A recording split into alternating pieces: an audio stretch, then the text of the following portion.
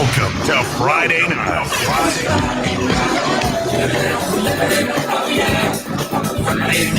Now live on Facebook.com and RadioBuzz.com. This is Kirk Lockhart, the social media strategist.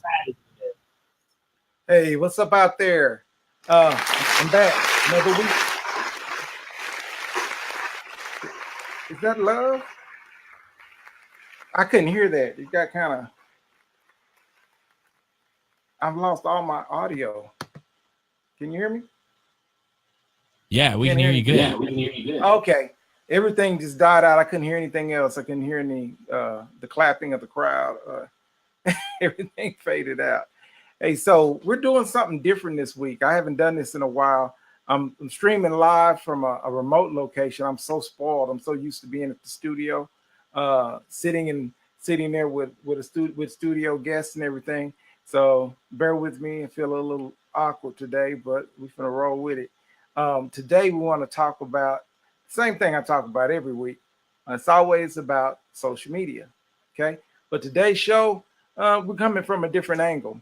For people who hadn't watched the show since episode 1, I always talked about the relationship between traditional media, which is radio, TV, movies, books, magazines, and what happened in the last decade, or now almost last 2 decades, let's say since 2000, with the advent of social media. Social media basically came along, changed everything we do. I remember back in just 1999, driving to work in traffic, listening to the radio with no GPS, had to know where I was going, had to make a decision on the fly about which freeway to take because I didn't know which one had more traffic. If they didn't tell you on the radio, they told you on the radio, but if you missed the traffic report, you had no idea and you just got stuck in traffic. When you got to where you were going, if you were late, you just walked in late. They didn't get a warning because at that time people weren't able to call and say, hey, I'm running behind. Give me a few minutes. Cell phones had just really started. I remember being one of the first people with a cell phone. I remember having a cell phone and nobody to call because everybody didn't have a cell phone. Okay, you remember that, Chris? Right. Right. So now, social media. You said, well, how did that come into play? Well, it's all about digital. It's about everything being digitized. There used to be a thing called a fax machine. I showed it to a group of kids when I did a seminar in Houston. They didn't know what a fax machine was. I held it up. I swear none of them knew that was a fax machine. They didn't know what a pager was or a beeper. They didn't know what a rotary telephone was. Rotary telephone. They had never seen a rotary telephone. They didn't know. I showed a picture of Blockbuster video inside the store. I said, what is this a video of? What is this a picture of, an image of? They didn't know. They had never seen a Blockbuster. They've been gone since they were born. Since they were born, these stores have completely been eliminated. So in this day and age, there's so many things that this last generation is not privy to that our generation was completely addicted to. And those addictions have since been removed. Boy, if they could remove crack and porn like they did the telephone and fax machines, it'd be wonderful. I can wish, right? So today I'm talking about books, and books is just one of the few. I'm gonna do a show on each of the traditional medias and how they has transformed or evolved into social media. Let me see. We used to go to the library, and we used to have to look for a book in a card catalog.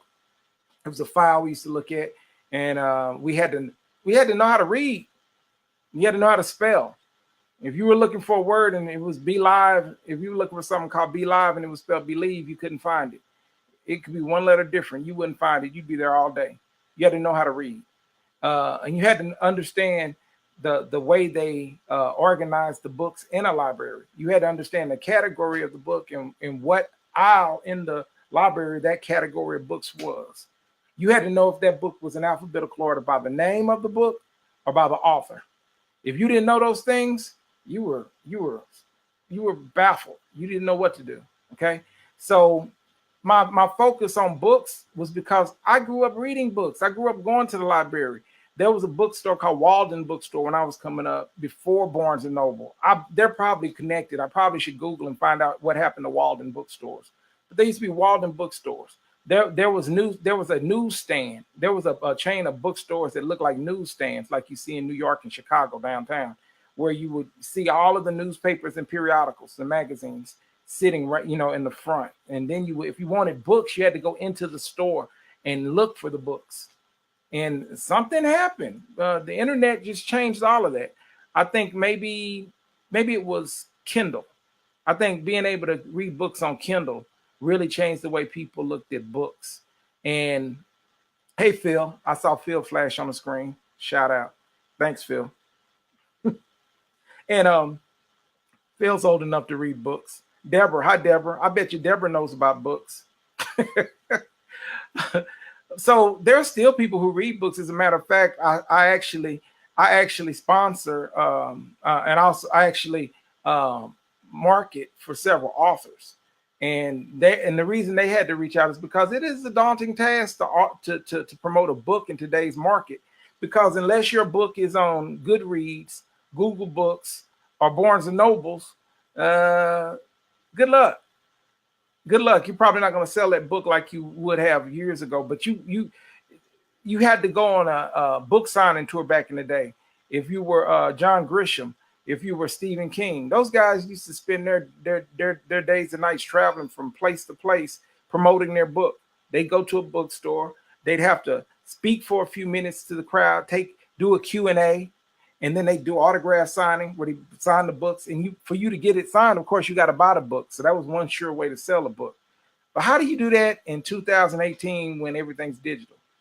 You don't do a digital book signing. It's a good idea, right? Somebody gonna try to do that. Digital book signing, where you sell your book to somebody and you sign it right on the camera and say, "Here, this is for Phil Hoffman. Phil, thank you, Phil. Thank you for your patronage." Is that how we're gonna do it? Now, everybody does it like this now. They don't even want the book in their hands. A lot of people don't even read a book. They read a PDF, a digital replication of the book, page by page, where they just touch it and it changes pages. They don't do it like they used to do it. Things have just changed. So my particular page, Ask Kirk Lockhart About Books, is one of several 20 or more pages that I have that are focused on traditional media, both the history and the evolution of that particular area of traditional media. Okay. And with the book, I don't know. I didn't see it happening. It just happened. I looked up one day and it was over. I mean, I've got some books. I've got some books in front of me. I've got some books behind me. Let me grab a book.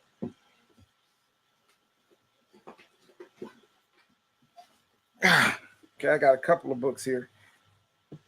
This is an old book I had when I started doing social media called 101 Ways to Promote. Don't worry about it. I'll post it on the page later. 101 Ways to Promote Your Website. Man, how long ago was this? It's by Susan Sweeney. And it was, what year was this? 2006. 2006. When I wanted to do something back in the day, you either took a class on it or you bought a book about it. Okay. And Facebook for Dummies. Little handbook. I gave one of these to every one of my clients. Every one of my clients got a Facebook for Dummies book. It was just part of the package when I signed you up and started doing your marketing. Because if you didn't understand social media, if you didn't understand Facebook, you're going to fall behind. And, and I guess that's applicable to whatever your business is. It doesn't matter what your business is these days. If you're not engaging and interacting with your prospects, both current customers and new prospects, you're going to struggle. You're going to struggle. It's not build it and they'll come. This is not Field of Dreams where you build it and they'll just show up.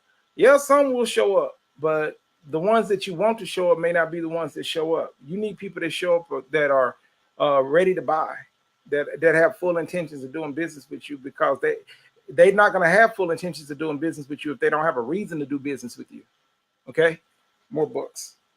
Guy Kawasaki, What the Plus? this book is kind of an edsel. It's kind of an edsel because it's about Google Plus. I thought Google Plus was going to blow up. This is like version 2.0. When it first started out, Google had ideas of supplanting Facebook.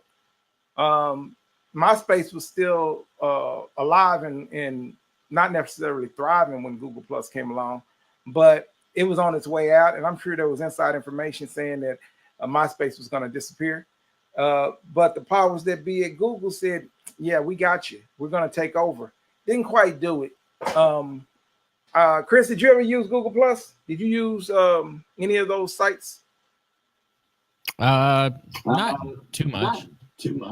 Not too much. Got you off guard. I hear a huge echo on my voice on your end. Do you? Oh, because you're on speaker. We have a comment from Deborah. She says, I must be old. I like to read newspapers. You see that? Yes, Deborah, you might be old. I am definitely old. And I do like reading newspapers and magazines. Don't feel alone. The world is not, there's something called perception and reality. The perception is that no one reads newspapers and magazines anymore. The reality is that they still do read newspapers and magazines. It's still $1 billion industry. And the only thing is both the newspaper and the magazines have adapted to digital media. Whatever magazine you like to read, you probably can get it in a digital format now if you choose.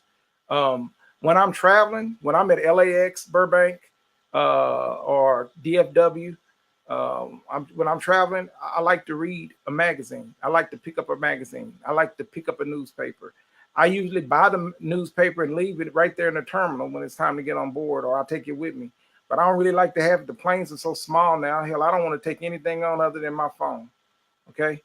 And if my phone can, and to be honest with you, if they have Wi-Fi on the plane, I'm probably going to look at whatever it is on my phone. I'm going to put my headphones on and I'm going to listen to the videos. And, you know, the feedback I get here throughout the watch groups and everything, that's why I love it, even digital now, is because all the feedback that I'm going to get some feedback now from live reactions and comments. But a lot of the feedback is going to come during the podcast portion of the show when it's actually in a watch group and someone's watching it and they're making comments about things that I'm saying. I'll get inboxed. I get inboxed after every show, usually hours after the show, sometimes in the middle of the night where people are looking at the video. They'll ask me questions and I do respond.